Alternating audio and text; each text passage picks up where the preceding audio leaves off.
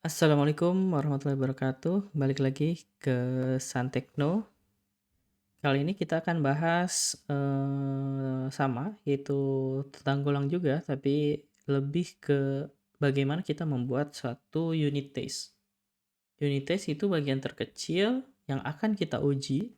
Misalkan function A, kita akan uji si function A itu sesuai dengan skenario-skenario yang udah kita tentukan misalkan. Nah, agar lebih jelasnya kita misalkan kita buat satu function, misalkan average, yang mana di sini dia memiliki param, lalu nanti ngebalikin return value average-nya. Lalu kita buat misalkan ini adalah temporary ya, temporary untuk menjumlahkan totalnya.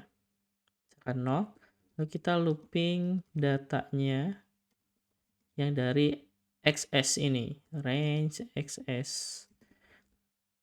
Total kita jumlahkan semuanya dari X, lalu kita akan return data dari total dibagi float learn XS.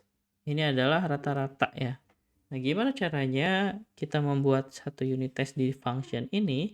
Nah, di dalam VS Code, kita bisa ngeklik bagian ini di nama parameternya, di nama functionnya. Lalu kita klik kanan dan generate. Go generate. Nah, ini udah langsung otomatis tergenerate si satu function untuk unit test tersebut. Nah, agar kita kelihatan, kita bagi dua saja. Kita bagi dua dan kita akan coba lakukan unit test di kode ini. Misalkan case yang pertama yaitu dikasih nama success get average 10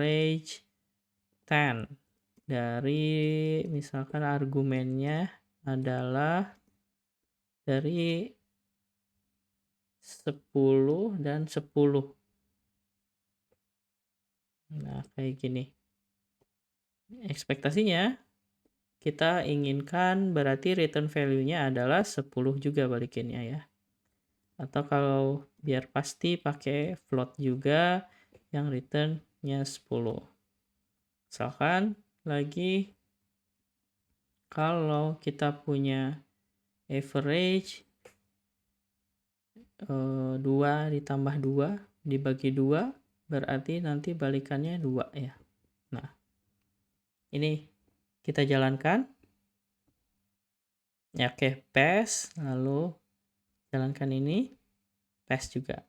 Nah, di dalam VS Code ini kita bisa merunning si unit testnya itu bisa by sini, run test, berarti ini by function. Kita juga bisa ngedebug, misalkan pengen ngedebug di titik ini, nah, kita bisa jalanin unit test ini by debug nih. Jalanin.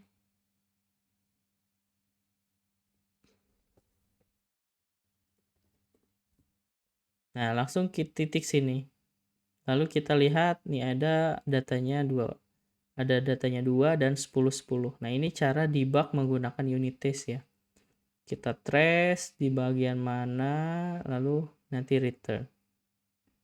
Terus ini ke case yang kedua, lalu exit karena udah sesuai nih sama yang diekspektasikan.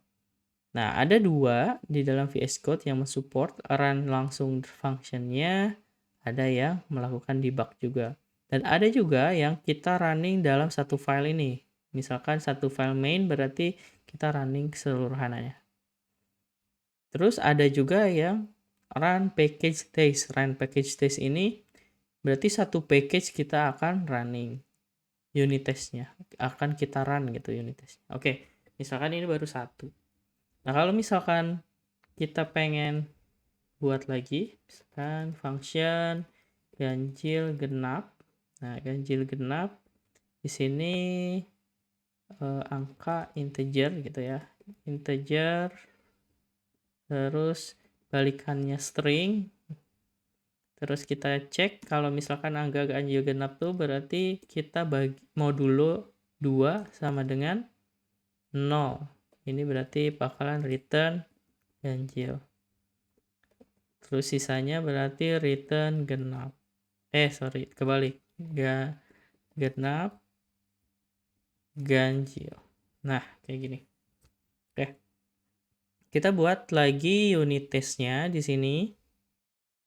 Kita generate, terus kita buat test case, misalkan name success get genap. Terus angkanya itu kalau genap berarti 2. Yang ekspektasinya pasti return dari function itu adalah genap. Nah, kita running. Oke, pass. Kita running secara package. Oke, nah di dalam unit test Golang, apalagi di VS Code, ini kita bisa tahu mana aja yang sudah tercover dari kode-kode kita. Nah, yang berwarna hijau ini adalah semua codingannya udah tercover nih dari unit test yang ada ini. Sedangkan kalau yang ganjil genap, ini ada yang merah.